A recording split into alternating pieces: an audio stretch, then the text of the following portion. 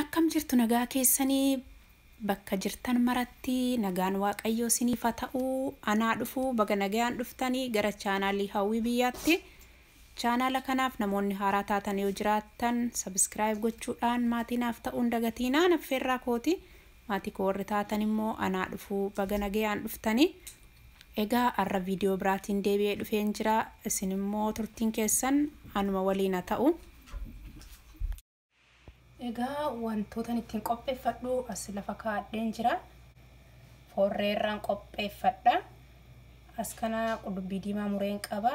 As kana qullubbii adiif zinjibilan qaba. Dhadhaa, ashaboo. Kana keessa waan lama jira. Kororimaa fi makallashaan qaba. As kana zayitan qaba. As kana barbareen qaba. Kanan gargaarama amma gara hojjetachuutti deebi'a distii koo biddarra kaadhe. Amma qullubbii kana bisheeffadha. Qullubbiin koo sadarkaa kanarra ga'ee jira. Amma iyyuu nan bisheeffadha. Amma bishaan isaa of keessaa fixatutti homaatti dabaluu erga bishaan isaa of keessaa fixateen kan waan barbaachisutti dabaladhu. Amma sitti calliseetu mani geessa soofadha.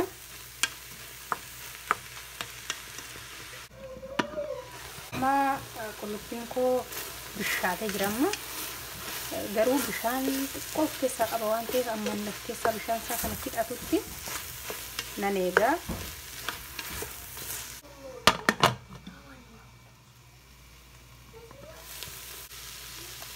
Zayitiin itti naqadha. Zayitii baay'ee itti naqu. Koosaas qoomaa waan qabuufi zayitii shunkurtii sana walitti bisheeffachaa ture akka kanatti. Barbareen itti dabaladha amma.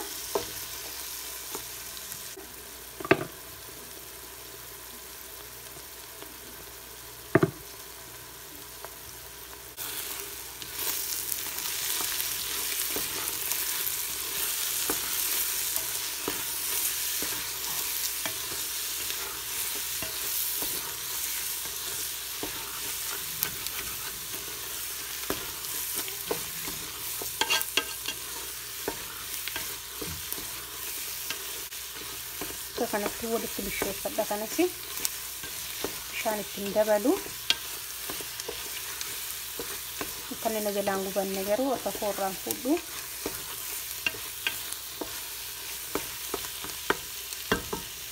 Bishaan xiqqoo isheen itti cobsadha kan inni jalaa hin gubannee fi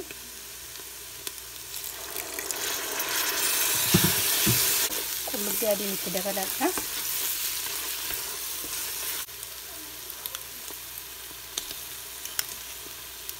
Qullubbii adii zinjibila.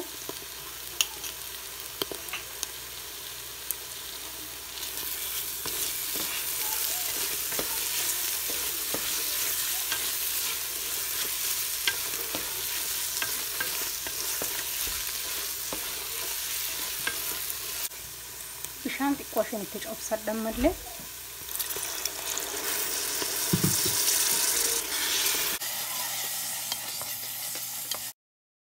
Bishaan itti coccobsachaani akka inni jalaan gubanne kadistiin koo sana jalaan qabanne sochoofachaa akka inni jalaan gubanne immoo bishaan itti cobsadha. Bishaan itti coccobsadheeni sochoofadhee walitti bisheeffadha.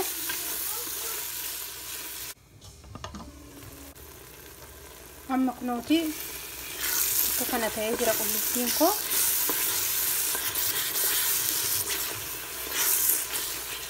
Zayitii beekaan itti xiqqeeffadhe. Barbaree isaas akkasuma barbaree isaa xiqqaadha. Barbaadeen akka kanatti qopheeffadhe ani. Ijoolleen waan mana keessa jirtuu fi ijoolleen koo waan baay'inaan barbareen barbaanneef kanaafan xiqqeeffadhe ani. Amma kanatti lafee sanan gaditti naqadha. Walitti bisheeffadha. walitti bisheeffadhas keessatti lafee kana duukaa walitti bisheeffachaan tura. Kanarratti ashaboo xiqqoo isheen itti godhadhaa lafeensaa ashaboo kan inni naa qabaatuufi walitti yeroon sochoofadhu of keessatti akka inni fudhatuufi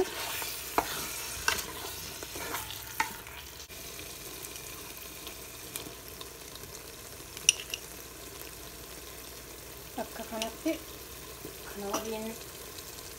kana waliin walitti sochoofadha. Keessatti akka inni fudhatuufi lafee kana keessatti foon kana keessa akka inni naa galuufi asitti ergan akka kanatti bisheeffadheen booddee foon ittiin dabaladha. Xiqqoo booddeen itti dabaladha bishaanii ergan foon itti dabaladheen booda.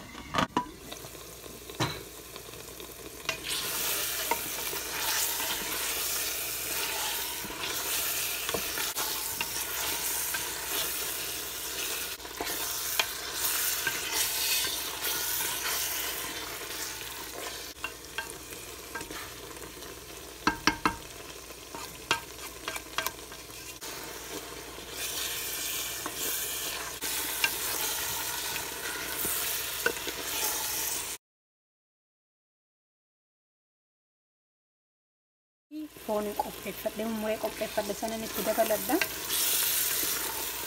Amma foon qopheeffadhe kanatti naqadheera walitti sochoofadha nan bisheeffadha.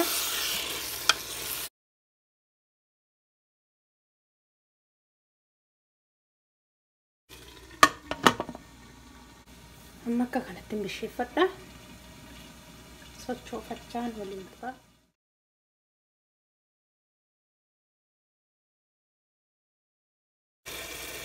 Kororimaan itti dabaladha.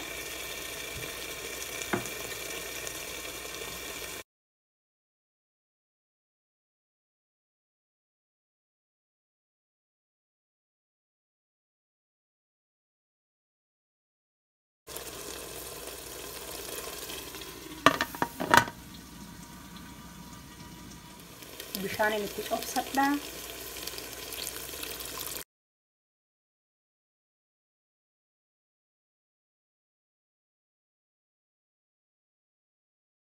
Bishaan itti cobsadheeni xiqqoo akka laka godhachuu godhadha. Amma furdaadha waan ta'eef yeroo inni danfaa deemu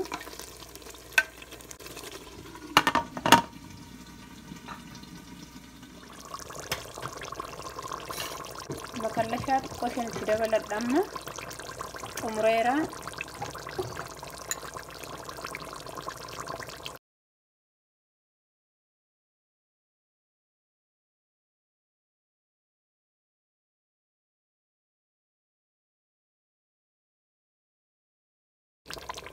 Dhadhaan itti dabaladha.